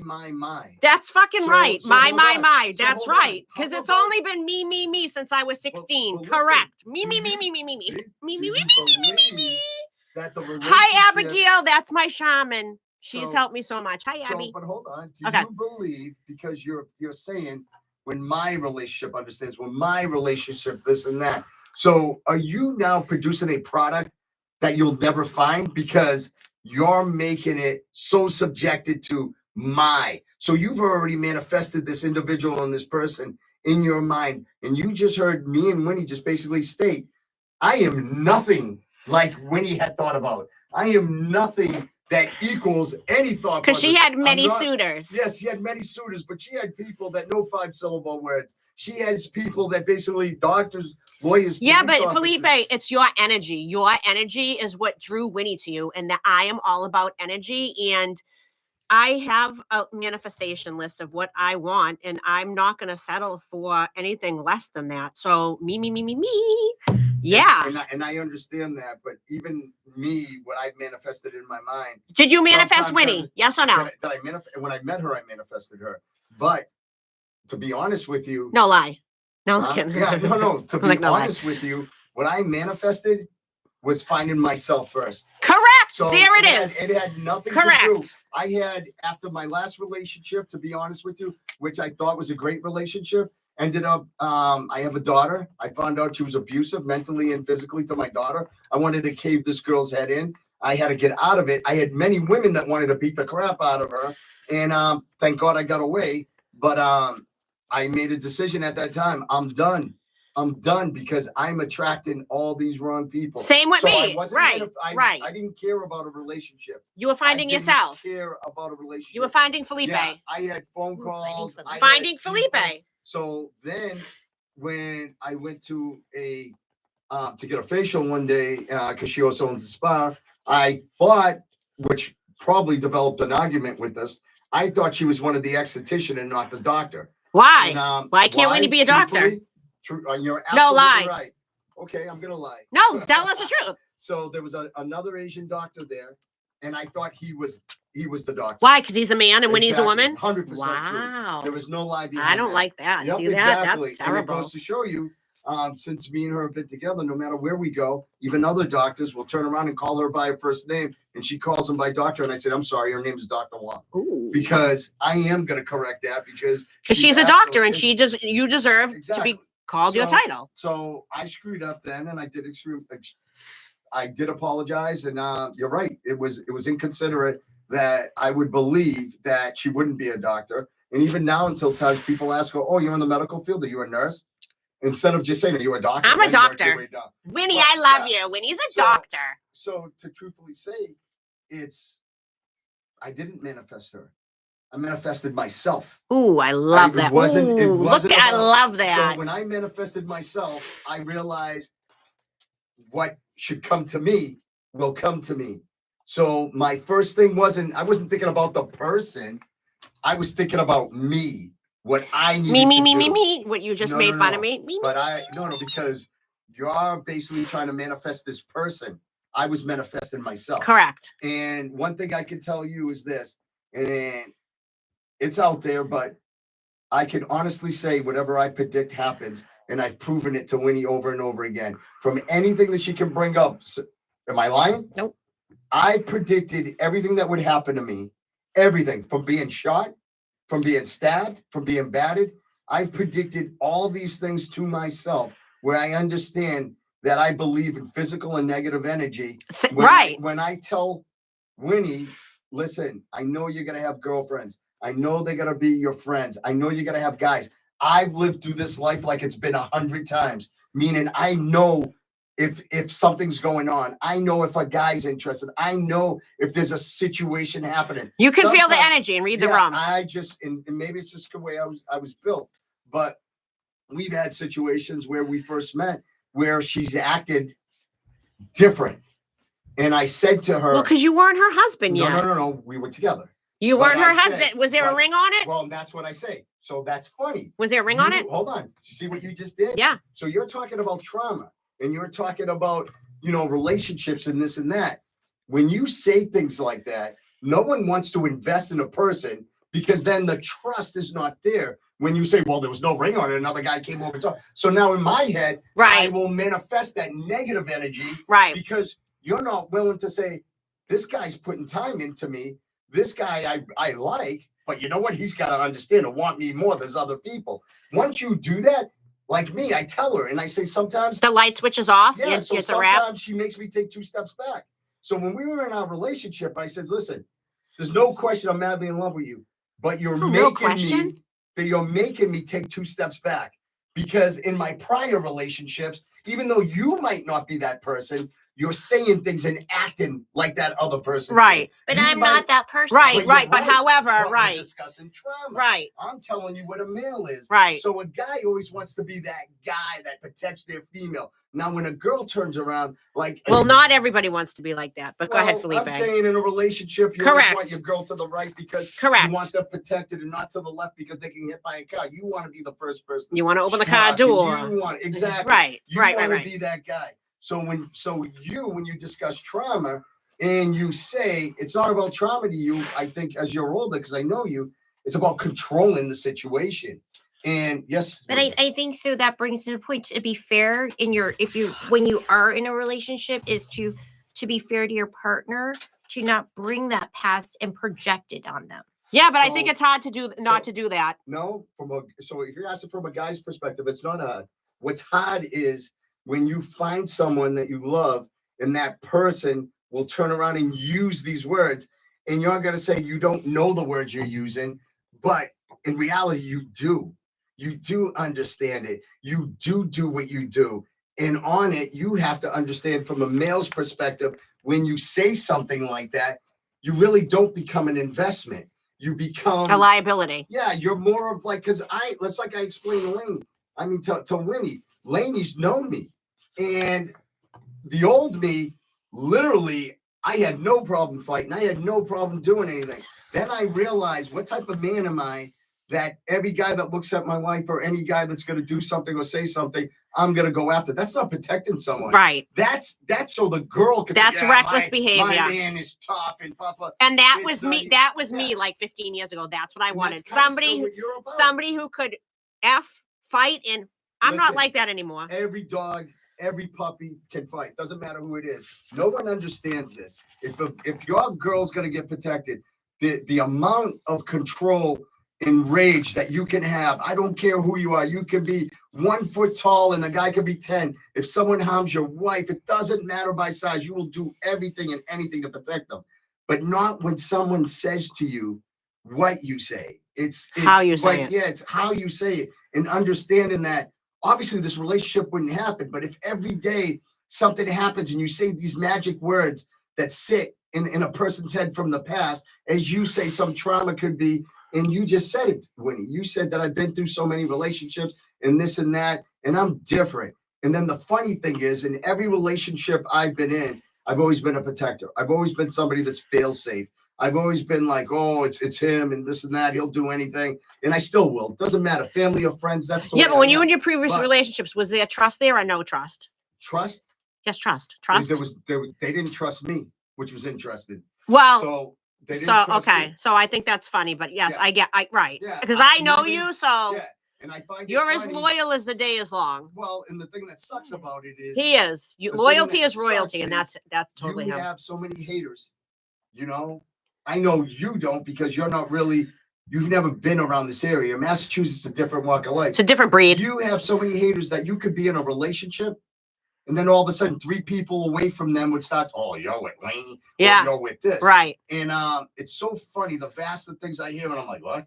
I don't know. I know. Right, Felipe. Yeah, I know, Lainie. Yeah. That's not. You know what? You're dangerous. You're whacked. And even when my wife said, "Oh, Lainie wants me to go to Revere," I go, "You ain't going to Revere with Lainie." Revere I for go, what? "No, to go ahead." Drift or something. Yeah, Oh. the drift. I go, and we ran drift. So I said, "You're not I was going like, out ooh, there." looks cool. Wait, it's was a that in funny- my healed or unhealed days, That though? was probably 3 years ago. Yeah, When I we first mean- met him. I was like, no. Yeah. And it's not. And to be honest with you, Lainie, I love you to death, but I wouldn't trust the situation. She's not bred like us.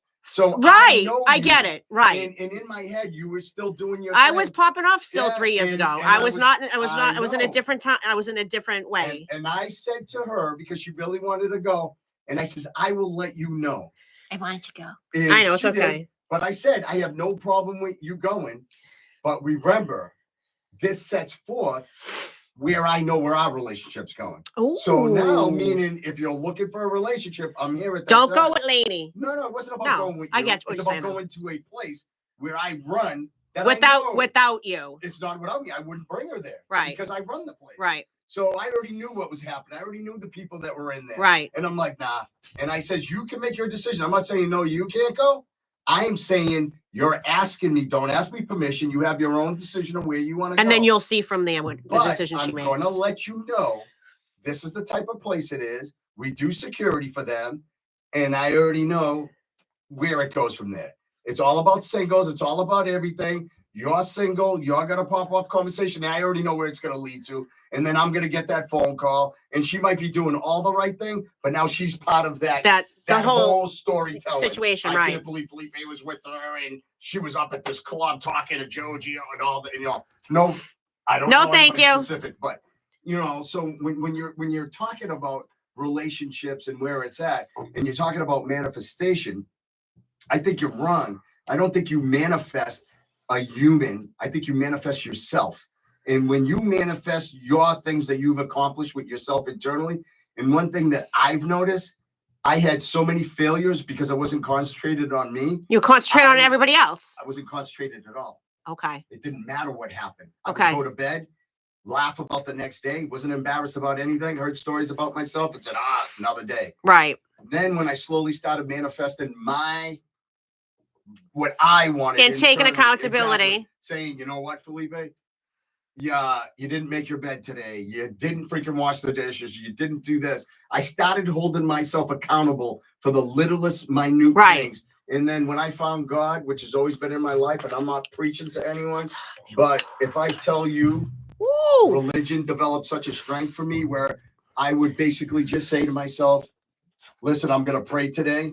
And then think that because I prayed that one day, it basically led me to forgiveness for the rest of the week and not pray. No, it has to be a lifestyle. And not to bring up a story because it involves you. I remember a person that I used to date said to you, I had to break up with him because he was a weirdo and he kept doing his rosaries. I remember that. Okay, now the shameful part is... That's actually a sin. Yes, but I don't even care about that. Right. The shameful part is... Right.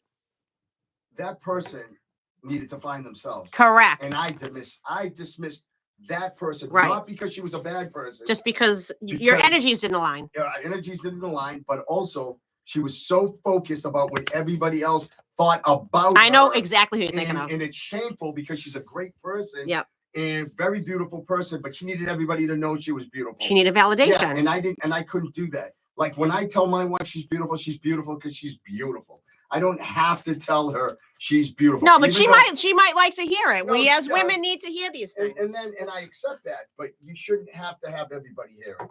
So I want to hear it from one person. Well, I tell you you're beautiful. You're not my husband, Felipe. And you get all caught up with all silliness. I mean, you're not my husband. But so are there any books? Of resources, because I know you like to read, Lainie. You're always posting stuff you would recommend for those wanting to explore this topic further. And you know what? I'll just say it, even though it's not ended, because I know there's a few more. I would love to have you both on again. If you guys wanted to do it, I'll have a fan here for you next time. But the heat in the building will be shut off. I was just going to say, can we do air conditioning? Because listen, this doll is feeling the heat. Come see me for some HRT and you'll be all set. What's HRT? You want replacement therapy? Yeah. So what books? So they're in my phone, and my phone's on live stream. So we can post those up though. That's not a problem. I'm gonna post them up after because there's probably been about prop you around your business to follow on Instagram. There's well, I don't know if I want to do my business page. A lot of the books have been super helpful. However, Abigail she's joined the podcast. Abigail has been a force and literally has helped me tremendously with my healing. So I was on the phone with Abigail. So just a quick backstory. I followed her on Instagram because she was absolutely gorgeous and she's a model and she's whatever. And I was like, she's so pretty. I'm going to follow her. And then I started watching her stuff and her energy was just electric, right? It's super healing. So I reached out to her and I was going to go sit with her and she was going to serve me medicine combo, which is, the beginning of my journey. So I was on the phone with her and Michael was moving out of my apartment that day. And then 4 days later, Michael passed away and I went to see Abigail, and Abigail was definitely Who's Michael? Michael, my ex, Michael Canada. Okay. So that was literally the beginning of my healing journey. And I feel like I love you, Abigail. You've been so super helpful. So she served me medicine. She served me mushroom tea, and she served me combo, which is, another day for another podcast, but she really held a space for me to feel safe and nurtured and secured. And I really have a trouble trusting people, and just being in her house. And she literally took care of me for 2 to 3 days while I purged so much shit mentally, physically, emotionally. That I love you. Thank you, Abby. She's one of my big cheerleaders. But yes, books and, just going to therapy is good, but you can't just go to therapy and read. You have to make changes every day, even if it's small. If you get out of bed on the left side, get out of bed on the right side. Like every day is a little change to and then you just start, doing things differently. Okay, Winnie. One of my favorite books is The Joy Luck Club. Loves. by I saw Amy the movie too. I love it. And didn't read the I book. actually got to meet Amy Tan when I was at BU. She went to the BU bookstore, and I have an autographed book. So for those of you who don't know, it tells the tale of 4 Asian women in like their 20s and their relationships with their Asian mothers who came from mainland China. And the different traumas and relationship growing up. I guess they in the end, each of them has their own story and learns. But I think what I like about the book is just to know that we're not alone, that this is, something that I hate to say it, but woman goes through with their mother. Right. So, And I think we should talk. I think we need to talk about it. And there's different variations of that. Correct. So I really, really like that. And I made Felipe watch the movie with me. I'm not sure. Did you like it, Felipe? It was interesting. It was about Asian culture, which I always been smitten on. Wait, what about? Can I ask It you? was more than the culture. For me, it was like the relationships. Is about how the mothers made the daughters feel like. Well, and that's what I thought was the culture, because like they never are good enough. Yeah, you had stated to me that this is how Asian. Didn't your mother put you on a boat to get married to somebody, like dressed you up and? Well, yeah, it wasn't an actual boat, but yes, it was called the Love Boat. Yes. What about Crazy Rich Asians? Is that how it is? Is it really like that too? Not me. Yours. Okay. No.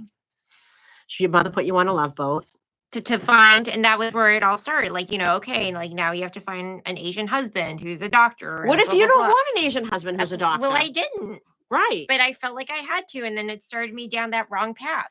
I'm a coin collector. How does it feel being married to a coin collector? Awesome. I don't know how you deal with him every day. Just saying. Awesome. That's a lot. So listen, ladies, this podcast went very long, and it was great. Hi. Okay. So, yeah. No.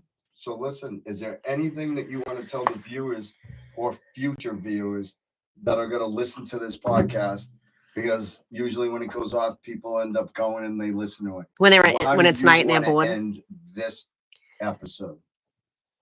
I just want to say thank you for, Felipe, I've known you for a long time and I love and adore you. And I love and adore you, Winnie. I feel like, I obviously knew Felipe first, but I want to thank you both for having me here to talk about this in a safe, non-judgmental place, or safe, and you might judge later, but that's fine as long as it's not done in this. Right away. Right.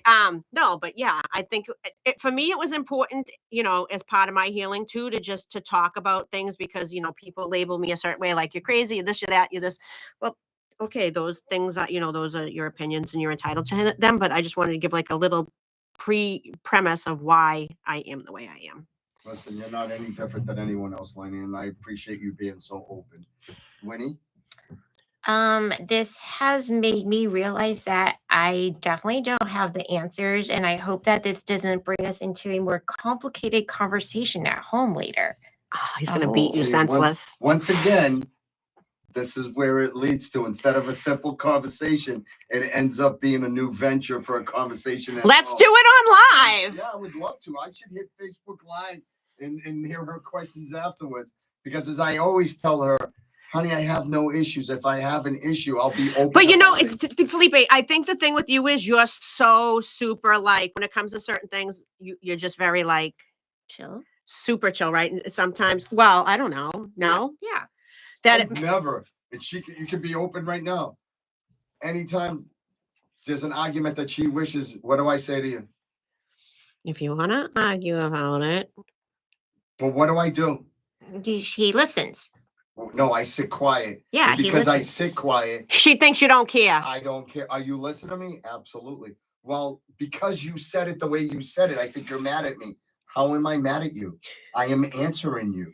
Well, you didn't I answer. need you didn't- validation. But Right, hold and on. that she needs validation, and it's okay, But it is Felipe. validation. I am listening. So Right. how much more can Because you I say? need you to be the first one to say it and say, you know what, honey, I love But you. you're not done speaking. Mm. You're still speaking, and then you turn around and say, "Are you listening?" The answer is yeah. Well, why did you say yeah the way you said it? I feel like this and is I'm like, I can't say it any other way. This is the way I speak. it's I a don't life. have It's gonna. big I think words. it's gonna be a lifetime thing. So it's like your traumas in your relationship, like how she says she needs to be validated. He's like, well, yeah, I am validating her. I'm listening to her. I feel like in my life, I'm not used to men listening. You sit back and you listen. Yeah, well, And I that's tell her. She huge. tells me about her past relationship, and I say, all due respect, I don't care about your past I relationship. collect care what coins. I that don't is. care. Yeah, I care about how I act to you right now. I don't care about what happened to you in the past. It sucks that happened to you in the past. It really bites that you've had all these horrible men in your life. I hate to tell you, I'm not that guy. She tells Right. me right off the bat Right. where she had to deal with shit right away. So if you've dealt with crap, we've been together 7 years, you've never dealt with one thing outside of me going, whoa, whoa, whoa, back off. Whoa, I'm going to go here because you're not where you need to be right now. And you take some space. Yeah, and I'm going to take that space because you're angered and Mm. you're the one that wants to argue, and I'm just listening. So why am I going to set forth and argue with you if I have no grounds to stand on, even when I admit I'm But wrong? hold on. Do you feel like when he doesn't argue back that he doesn't care? Or when he doesn't? No, I don't feel like what. No, I don't feel like that. Sometimes it's just good So to go what to do your you feel? respective corners. No, I would like you to say stuff without me asking for it. Just like with my mom, like not having to ask you to be like, can you tell me you love me? And just come out and be like spontaneous. But I do. Do you? Absolutely. Does he tell you he loves you? Yeah, he does. But Okay. here's the weird thing. Okay. You could tell, and this is what we're discussing about trauma. I could say, hey, honey, love you to death. I'll talk to you later on. I'll get a phone call and go, you didn't say you love me. But I get, And I go- but this is the thing. and I I go, get it, "Hon, Winnie. I get it. Hon, what are you talking about? I said it. No, but you didn't say it like you really meant it. It's What are okay. you But talking I about? get. But listen, I get it, and I understand. I understand, Winnie, and I But understand you- your. but I this understand. is what we were discussing was other relationships suffering things. Yes, Where it's they're- jaded it Yeah, almost. so all of a sudden, it doesn't matter how you react. It doesn't matter that I don't cheat, that I don't do anything, I don't drink, I don't do drugs, I don't watch porn. These are all things that her past relationships do. I do none of them. My goal is what? To be happy. And do what? Mm. Money, make money, build businesses nonstop. Get it until I can't get it anymore. And you've sat and been dealt with me when I had to go after contracts. And how long did I stay when I took Century Bank? How long did I stay up for? All night long. Can I ask you a 24 question? hours. It's a little off kilter. How much time do we have left on this? It never ends. It's when you I hate. I'm not. Okay. So you said you don't do this. You don't do that. You don't do this. You don't do that. You don't watch porn. Do you feel like porn ruins relationships and Absolutely. expectations of relationships? Absolutely. So I think for men and for women is so with guys, you're gonna see these huge penises and huge everything, but people don't understand. 98% of them are either done by surgery or 90 the other half are just extensions. And then the other ones are just gifted. Then you see females that are all big breasted, big butts, perfect, small waisted. And 98% of them are all done or it's all filtered. And I think as you as a male, when you're watching something that your partner that you were excited to be with, I said that an emotional factor.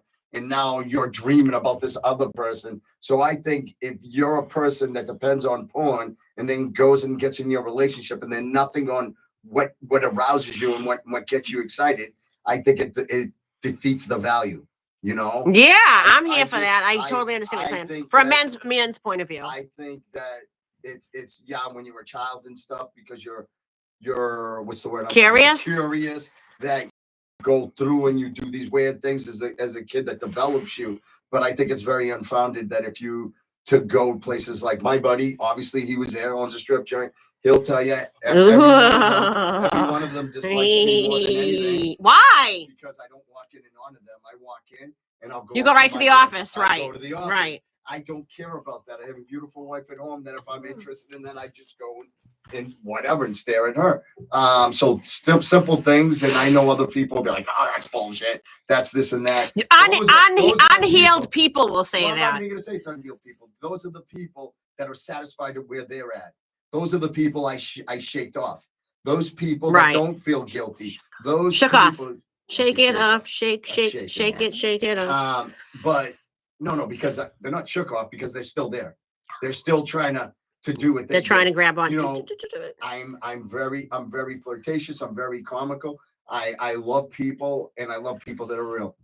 My goal in life is your wife is sitting right here. You're flirtatious? Yeah, I'm always flirtatious when I talk guys and girls. Doesn't matter to me. How many times have we met like guys? I'm like, holy shit, he's pretty. And this and that. I'll go up to right to somebody and say, man, dude, you're a handsome looking. No, that means that means you give compliments. Yeah, to me. You wouldn't like be flirtatious with a girl. No, but how's flirtatious? If I say, wow, you're beautiful, you're this and that. That's not flirtatious. That's giving somebody a compliment. You do compliments. You're not flirtatious. Okay, right. Flirtatious is like you're hitting on flirtatious them, is you want. Flirtatious is I'm gonna end up in jail if we're out and you're flirtatious with another woman. Really? A compliment is good if you're flirtatious. No, flirtatious means you're expecting something.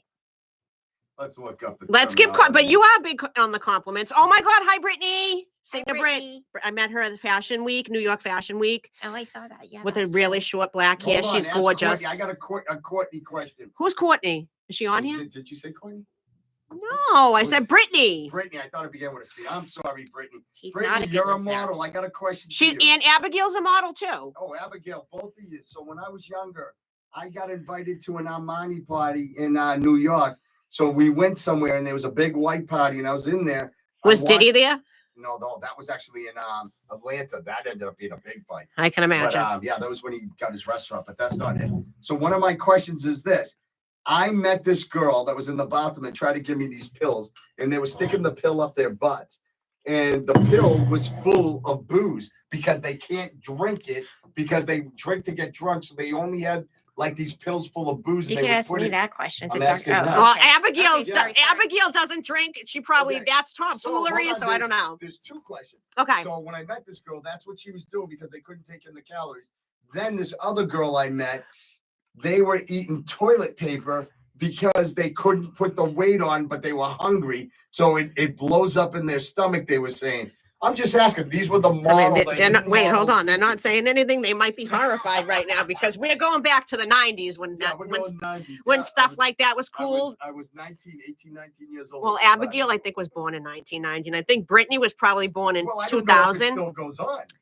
I know you would stop. Like this girl, literally, when we went back downstairs and there was a whole open bathroom, I'm picturing it with this big sink that you wash. It was a big warehouse, the party. We walked downstairs and the guy that was running the stage went right up to them and started feeling their stomach and their butts.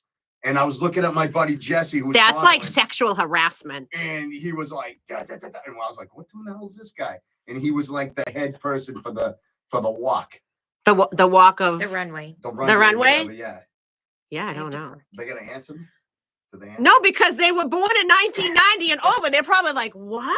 You've never heard of that? Right. I don't know. I mean, it was weird. I saw it, so I thought it was very strange. You saw it? I saw it. I saw the girl pull the bottle out, ask me if I wanted one, telling me it goes up my butt. And this. So why didn't you want me to answer that question? Yeah, well, what question? Because of why they do it. Because I said you could ask me that question, and then you were like, no. Because they're models. No, because I wanted to know if models do that. If they still do that. Go ahead. You can explain what happens when you stick a pill up your butt. Well, no.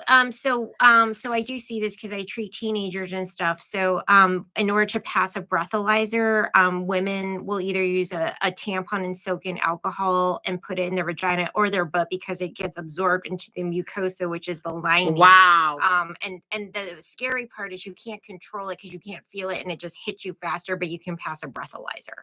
Okay. That's It wasn't a crazy. medical question, but I Oh, do okay, apologize if okay. you thought it was a medical. It was Oh, I actually, thought you were poo-pooing me. I get it, no, poo-pooing and I up the butt. apologize to you, Poo-pooing. Winnie, if you believe that, but it wasn't.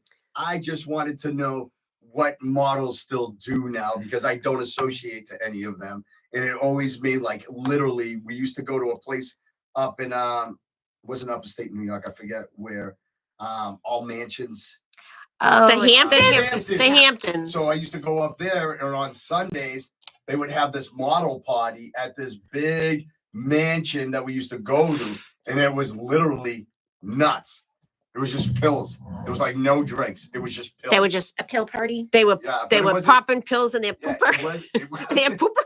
it wasn't ecstasy or anything, but it was like speed pills. Black, I think they were called yellow jackets, and they would put them in these bowls and they pass them around.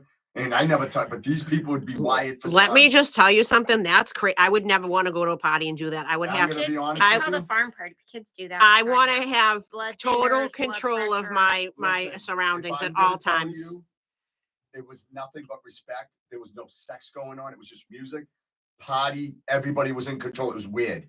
It was so weird. Yeah. Okay. It was just you. No one's there for anything else but just a party. Are you sure it wasn't ecstasy? No, it wasn't. You have someone doing a.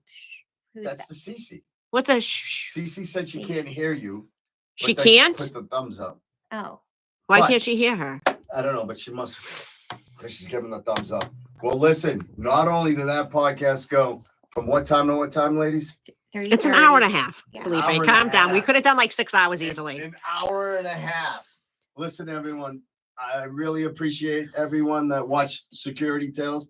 And on top of it, I need you to go to YouTube, hit the subscribe. Please do pass it on. Hold on, I have a quick question because a lot of people are like, oh, I couldn't find it on YouTube. When you put Security Tales on You don't put YouTube Security Tales. You put the hamsters. What's it? at the at The at sign. Security Tales spelled TALES. I just put live and then I put it in. No. You don't put live.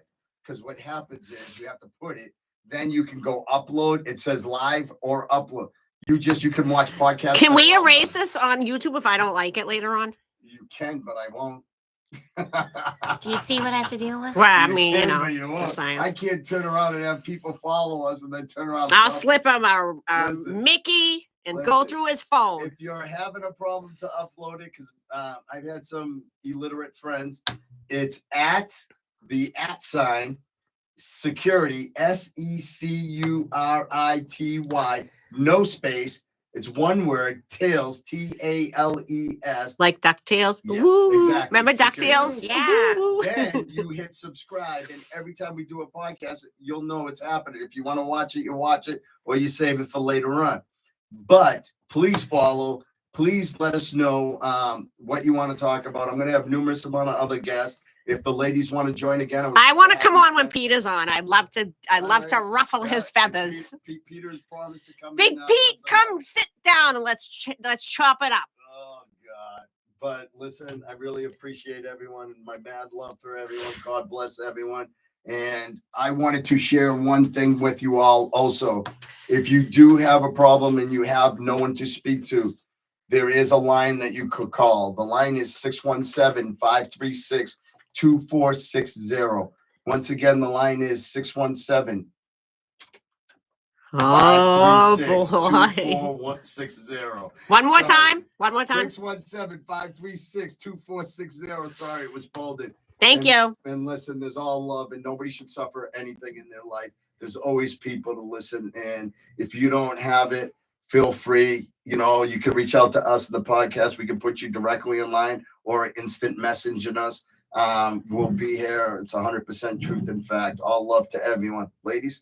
Thank you so much for joining the podcast. And I feel like I want to come on again because it was super fun. And Winnie, I love you. Thank you. And Felipe, thank you for having me. I appreciate it. Winnie?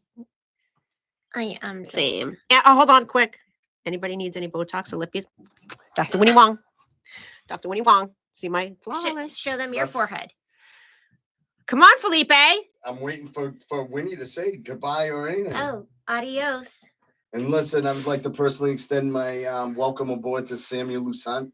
I really appreciate you sharing your story with us. And, Totally. I know who it is now. I love you. And God bless you, man. May Lord bless you with everything you need and more in strength. Thank you, brother. Have a blessed day. To my Facebook follow.